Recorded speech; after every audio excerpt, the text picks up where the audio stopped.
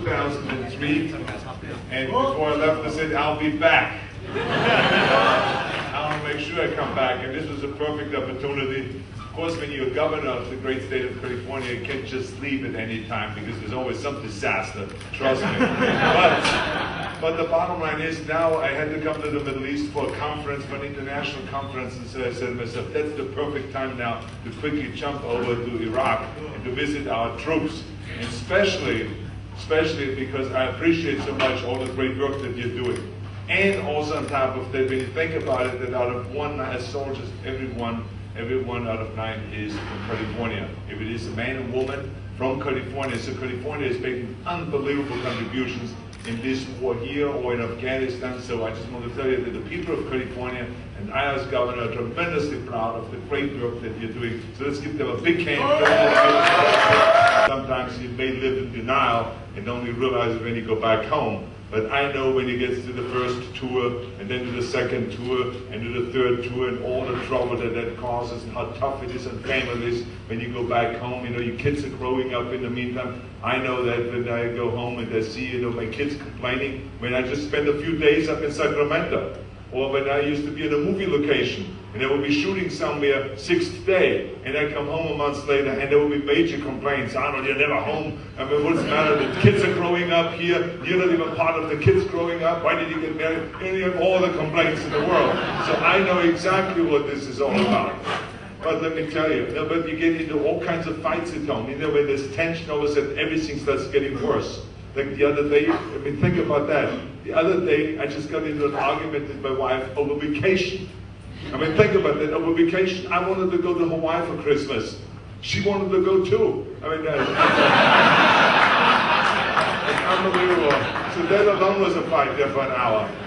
But anyway, the bottom line is that we know how tough it is. And of course, we feel very strongly that you have to do everything we can because you put out for our state and for our country that we have to put out too. And this is why I insisted continuously since I became governor to do things for our veterans, to do things for our military. If it is to build for veterans homes, or if it is passing legislation with the welcome home Vietnam veterans, or to make sure that we pass legislation so you get college education for free when you go back home, and all of those kind of things. It's always, what can we do for you? Because you have sacrificed your life, you have given everything, so we have to do the same thing back at home. And this is why, even before I became governor, I was so interested in always doing something for you guys. Even when I was in bodybuilding competition, I would go to aircraft carriers and do workout seminars, and I would go around the world visiting bases, if it is in Japan, if it is in Yugoslavia, in Bosnia, and all of those,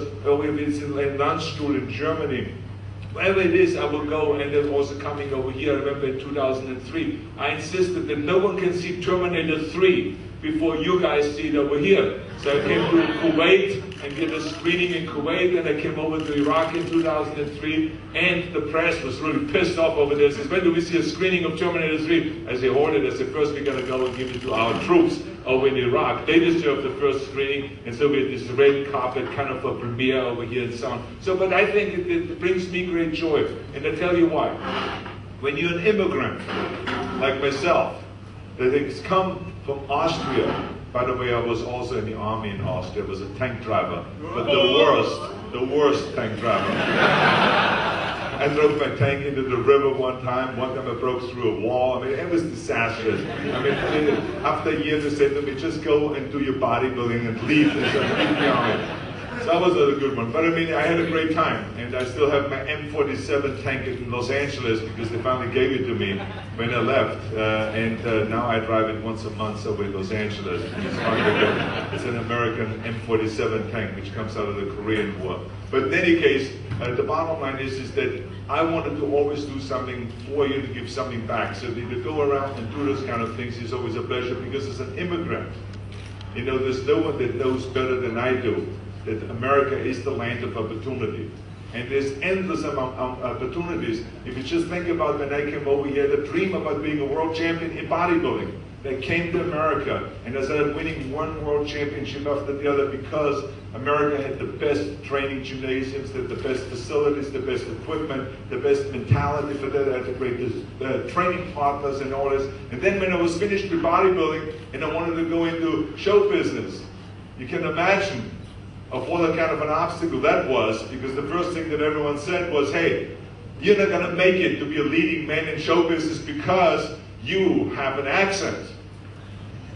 I said, what accent is this? This is Brooklyn dialect. They said, what are you talking about? Then they said to me, it says, in your body, look at those muscles that are sticking out all over. It says, you're way outdated. I mean, 20 years ago they made Hercules movies. Now it's like Woody Allen. He's in, you know, or Dustin Hoffman. Those kind of guys saying, this is the little guys. This is not the big guys like that. And then the name Schwarzen or Schnitzel or whatever the name is, I just, that name will never play up there on the marquee. Well, I proved the opposite. But I did Conan the Barbarian, which was one of my biggest movies that I did. But then the director said, if you wouldn't have had that accent, if you wouldn't have had that body, we wouldn't have been able to go into that movie. So all of a sudden, all of the things that they all said was an obstacle, all of a sudden became, you know, this great asset. And so this is what happened in my movie career, so I paid no attention. But again, only in America.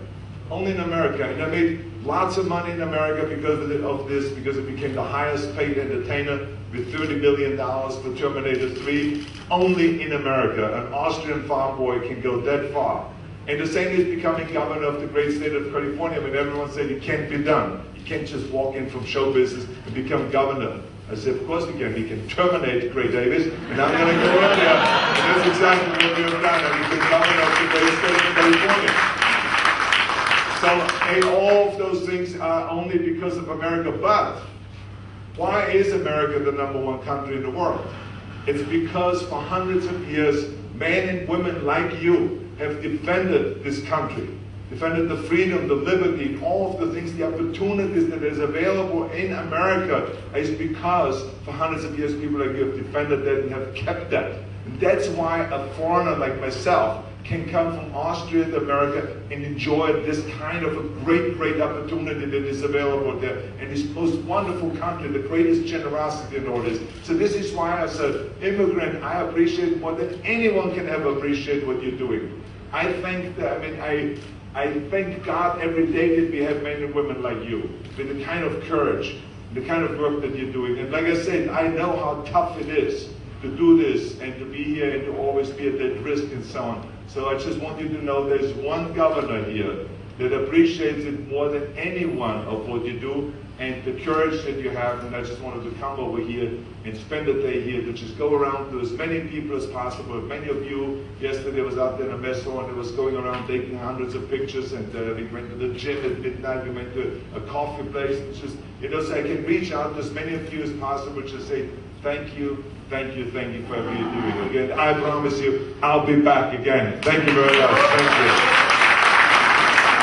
Governor, we have a little token that we'd like to give you to represent your visit here. And if you take that, please, and just remember us as you display that in your office or wherever you are.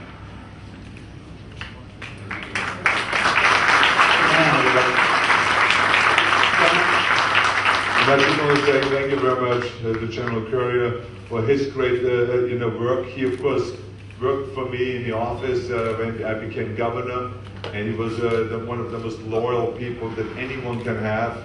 And so I'm glad that you're over here doing a great job over here. We can't wait for you to come back home again to continue your work in Sacramento. Okay, so give him also a big hand, please. Thank you, guys.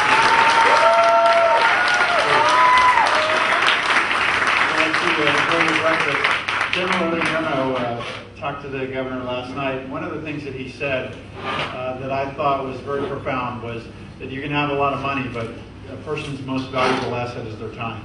And the governor has been so very generous to not only us in the 49th MP Brigade, but to soldiers all over Camp Victory Base Complex.